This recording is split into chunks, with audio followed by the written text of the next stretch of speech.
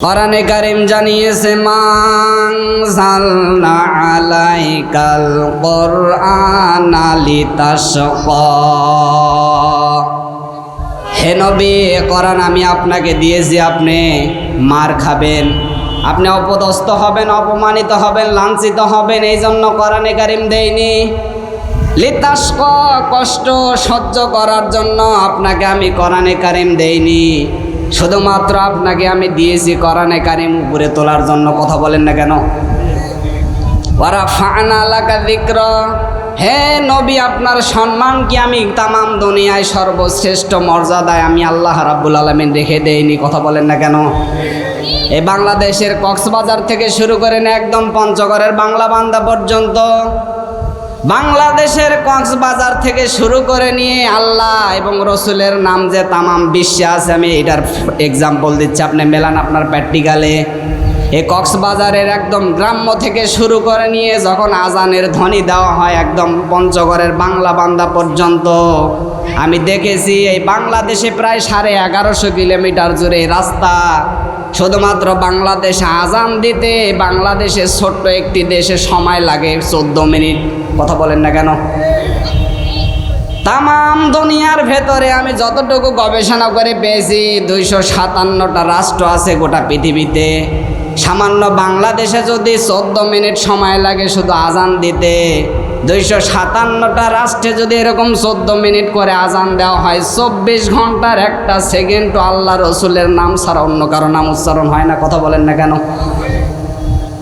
কোরআনে কারীম জানিয়েছেন, লাকাদ কানা লাকুম ফি রাসূলিল্লাহি উসওয়াতুন হাসানা, অবশ্যই আমি উত্তম মুহূর্ত আদর্শ লুকিয়ে রেখেছি আমি রাসূলুল্লাহর জীবনে। কার জীবনে? রাসূলুল্লাহর জীবনে উত্তম আদর্শ আছে। আপনি খুঁজবেন কিভাবে? এই যে ফজরের নামাজের পরে একটা সূরা আছে, সূরা ইয়াসিন, একবার তেলাওয়াত করলে 10 খতম কোরআন শরীফের সওয়াব আপনার আমার আমলনামায় আল্লাহ লিখে দেয়। পড়েন সুবহানাল্লাহ। এই কথাটা বলা যত সহজ, বাস্তবে প্র্যাকটিক্যাল লাইফে আপনার আমার জীবনে কাজে লাগানো এটা অনেক কঠিন জিনিস। কথা বলেন না কেন? ইয়া মানে কি? ইয়া মানে কি? এই সিন শব্দের 5টা অর্থ আমি তাফসিরে কাবিরের মধ্যে পেয়েছি। সিন মানে সাইয়্যিদুল আলামিন, সিন মানে সাইয়্যিদুল বাশার, সিন মানে সাইয়্যিদুল কাওনাইন, সিন মানে সাইয়্যিদুল মুরসালিন, সিন মানে সাইয়্যিদুল আম্বিয়া। তামাম দুনিয়া আপনি যত কিছু দেখতে পাচ্ছেন, আপনি হয়তো মনে করতে পারেন আমি মঙ্গল গ্রহে বাস করি, এখানে আল্লাহ রসুলের বিধান নেই। আমি আল্লাহর জমিনে বাস করি না, আমি বাস করি আকাশের উপরে। এই জন্যই তো আল্লাহ সাইয়্যিদুল আলামিন দিয়ে বহু বচন দিয়ে জানিয়ে দিলেন, তামাম দুনিয়ায় যত আলো আল্লাহ বানিয়েছে প্রত্যেকটা জায়গায় আমার রাসূলুল্লাহকে পূর্ণাঙ্গ অনুসরণ করা লাগবে। কথা বলেন না কেন? 1 থেকে 63 বছর জিন্দেগি যেতে রসুল যা করেছে পূর্ণাঙ্গ জীবন ব্যবস্থা আপনার আমার থাকা লাগবে। কথা বলেন না কেন? আর বাংলাদেশে মানুষ মসজিদ কোনটা পশ্চিম কোনটা এখন পর্যন্ত আপনি আমি চিনি না, কিন্তু রসুলের উম্মত দাবি করে এরকম লোক আছে না নেই? আপনি কোন ধান্দায় আছেন? মনে করতে পারেন যে শুধুমাত্র শেষ বয়সে গিয়ে একবার হজ করে এসে আল্লাহর ওলি হয়ে যাব, ওই সুযোগ আপনাকে আল্লাহ দেবে না। কথা বলেন না কেন? আপনি এই মুহূর্তে তওবা করে আল্লাহর রাস্তায় ফিরে আসেন।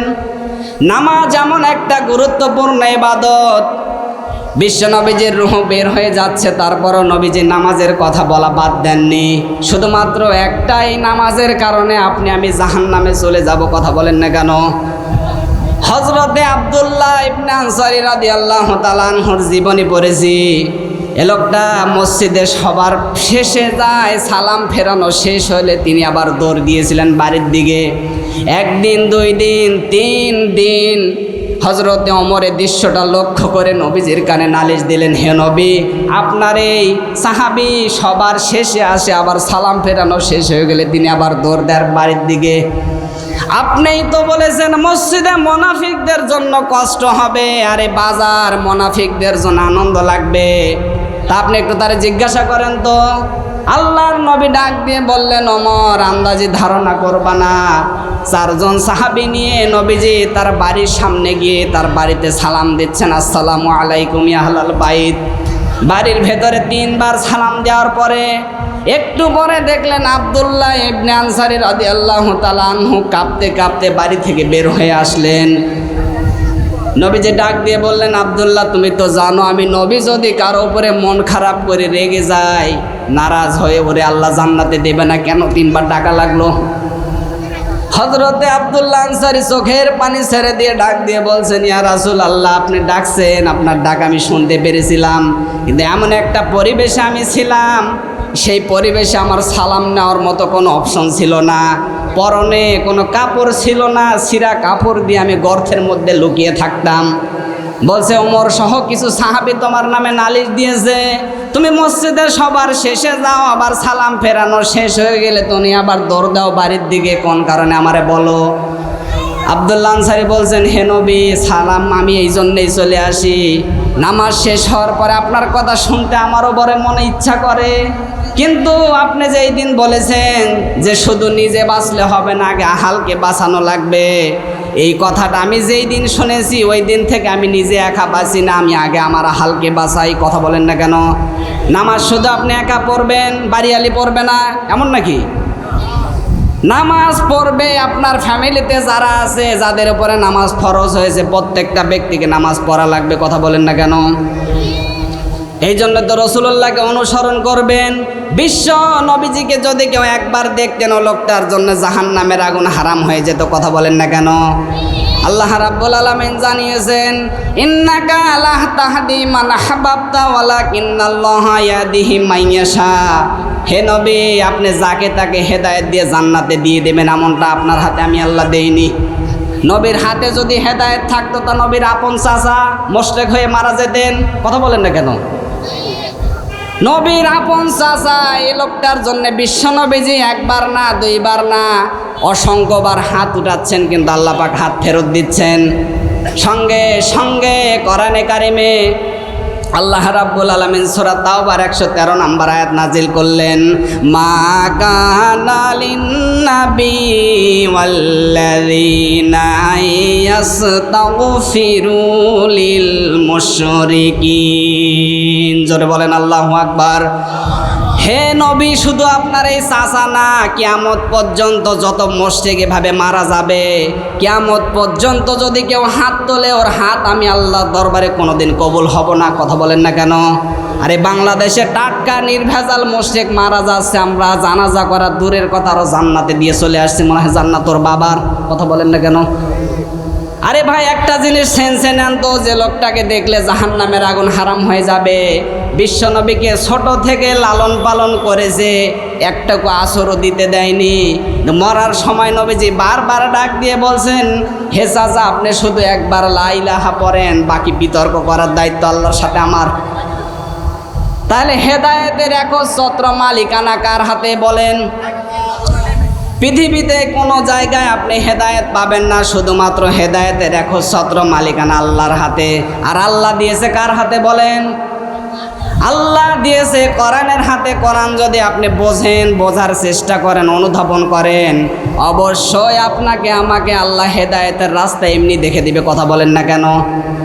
এই যে আমরা নামাজের ভেতরে পড়ি সিরাতাল মুস্তাকিম, এটা আমরা পড়ি, আসলে সিরাতাল মুস্তাকিম মানে কি এটা প্র্যাকটিক্যালে আপনি আমি আজ পর্যন্ত বুঝতে পারি নাই। সবাই জানি সিরাতে মুস্তাকিম মানে হচ্ছে সহজ সরল পথ, এরকম অর্থ, এটা সবাই জানি। আরে ভাই সিরাতে মুস্তাকিম মানে সহজ সরল পথ, এটা ঠিক আছে, কিন্তু তাফসিরে ইবনে কাসিরের মধ্যে আছে সিরাতাল মুস্তাকিম শব্দের শাব্দিক অর্থ হচ্ছে সহজ সরল স্থায়ী পথ। আপনি মনে করেন সকালবেলা সিরাতে মুস্তাকিমের দোয়া পরে বাসা থেকে বের হয়ে গেছেন, 10 মিনিট পর ছিটকে পড়ে গেছেন শয়তানের রাস্তায়, আপনার ওই পড়া আর না পড়া সমান। কথা বলেন না কেন? তাহলে সিরাতে মুস্তাকিম আপনাকে পড়া লাগবে, সহজ সরল স্থায়ী পথ, যেই পথে আপনি উঠলে যাবেন একবারে জান্নাতে। কথা বলেন না কেন? মানিত্তাবাল হুদা বিগাইরিল কোরআন আদাল্লাহুল্লাহ। নবীজি জানিয়েছেন কোরআন বাদ দিয়ে যদি কেউ হেদায়েত পাওয়ার জন্য কোনো জায়গায় হাঁটে, আল্লাহ পাক তাকে ওই হেদায়েতের রাস্তা থেকে ছিটকে ফেলে দেয়। কথা বলেন না কেন? আদাল্লাহ শব্দের বাংলা অর্থ দাঁড়ায় এই যে আলেম আছে এখানে বসে আদল্লা বা দল্লা ইয়াদুল্লু যদি নবীজি দিতেন আপনি নিজেই রাস্তা থেকে ছিটকে পড়ে গেছেন এরকম অর্থ আসতো। কিন্তু আদল্লা শব্দের বাংলা অর্থ দাঁড়ায় আপনি ভালো হওয়ার নিয়তেই যাচ্ছিলেন কোনো জায়গায়, কিন্তু কোরআন সেখানে ছিল না। আমার আল্লাহ আপনাকে নিজ দায়িত্বে গোমরা বানিয়ে দেয়। কথা বলেন না কেন? আপনাকে এখন খারাপ বানাবে কেন? আপনি মিলান তো। এই বাংলাদেশে প্রায় 48,000-এর উপরে পীরের দরবার আছে, হাতে গোনা কয়েকটা দরবার বাদ দিয়ে কোনো দরবারে দেখবেন আল্লাহর এই কোরআন চলে না। কথা বলেন না কেন? ওখানে চলে ওর বাবার নিয়ম, ওর দাদার নিয়ম। আরে ভাই, হেদায়েত যদি কারো হাতে থাকতো, এখনকার কিছু বাংলাদেশে ভণ্ড পীর বের হয়েছে, এখনকার বাংলাদেশে কিছু ভণ্ড পীরেরা আছে, এরা ডাক দিয়ে বলছে এই আমার দরবারে যদি মরিদ হস্তরে আমি জাহাজে করে জান্নাতে নিয়ে যাব। ওটা টাটকা নির্ভেজাল মোশেক। আরে বেটা, তুই জান্নাতে যাবি কিনা আগে তুই ঠিক কর। বিশ্ব নবীজিকে বলছিলাম একবার দেখলে জাহান্নামের আগুন হারাম হয়ে যাবে। তাহলে আবু জেহেল কয়বার দেখছিল বলেন তো? যে লোকটাকে কখনো কষ্টই দেননি, নিজের আপন চাচা আবু তালিব মারা যাওয়ার পরে লোকটা কি মুশরিক হয়ে মারা গেছে।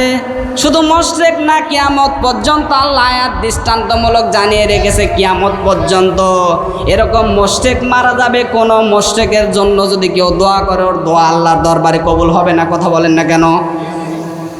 বাংলাদেশে আপনি একটা জিনিস মিলান তো, শ্বশুরকে কিন্তু বাবা বলা জায়েজ আছে, কিন্তু নিজের বাবার সামনে যদি বারবার শ্বশুরকে আব্বাজান বলে ডাক দেন আর নিজের বাবাকে কোনো দিন ডাকি দেন না, মানুষ জিজ্ঞাসা করলে এটা আমার শ্বশুর আর এটা আমি জানি না, তো ওনার ভালো লাগবে? বলেন।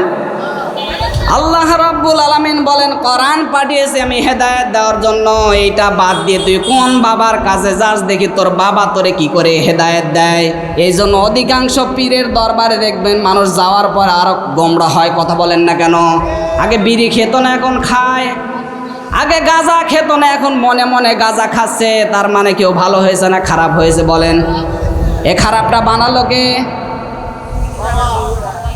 এ খারাপটা বানালো কে? এই জন্যই তো আয়াতের কথাগুলো আপনাকে শোনা লাগবে। বাবা খারাপ বানায়নি, আদাল্লাহুল্লাহ। আল্লাহ কি বলছেন বলেন তো? আমার রাস্তা বাদ দিয়ে যদি কেউ শয়তানের রাস্তা অনুসরণ করে, আমি আল্লাহ তাকে ছিটকে আরো শয়তানের রাস্তায় ঠেলে দেই। কথা বলেন না কেন? তাহলে আপনাকে বোঝা লাগবে যেখানে কোরআন নেই, ওই দল ওই দরবার যদি আমার বাবাও প্রতিষ্ঠাতা হয়, আমি ওই দলে নেই।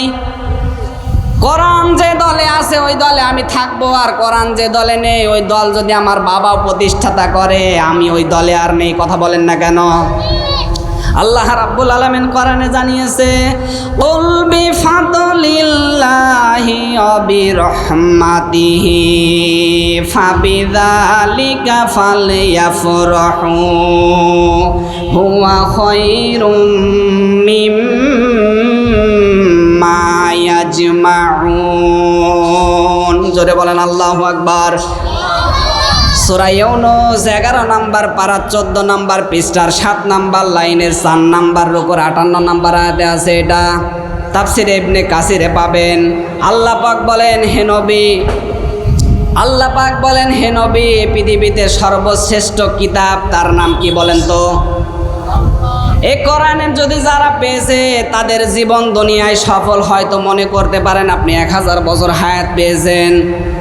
ফেরাউন 600 বছর ক্ষমতায় থাকার পরেও যখন শেষে বলেছে আনা রব্বুকুমুল আলা, আমি বড় রব, সঙ্গে সঙ্গে আল্লাহ কিয়ামত পর্যন্ত ফেরাউনকে দৃষ্টান্তমূলক রেখে দিয়েছে। কথা বলেন না কেন? এই যে আমাদের শহীদ আল্লামা দেলোয়ার হোসেন সাইদি, কিয়ামত পর্যন্ত মানুষের কাছে ইতিহাস হয়ে থাকবে। কথা বলেন না কেন? আর স্বৈরাচার খনি হাসিনা, কিয়ামত পর্যন্ত মানুষে বেটিকে ঘৃণিত নন্দিত এর নাম শুনবে, আর মানুষ কিয়ামত পর্যন্ত ওকে ঘৃণা করবে। কথা বলেন না কেন? আর আমাদের সাইদু হুজুর, কিয়ামত পর্যন্ত মানুষ নাম শুনবে আর অঝরে কান্না করবে আর দোয়া করবে, আল্লাহ লোকটারে তুমি জান্নাতে দাও। মানুষ তো দুইটাই, শুধু পার্থক্য কি বলেন তো? পার্থক্য শুধু একটাই, তিনি সীমা লঙ্ঘন করেছিলেন, আর ইনি ছিলেন কি? মাজলুম। আর মাজলুমের দোয়া আল্লাহর দরবারে কবুল হয়।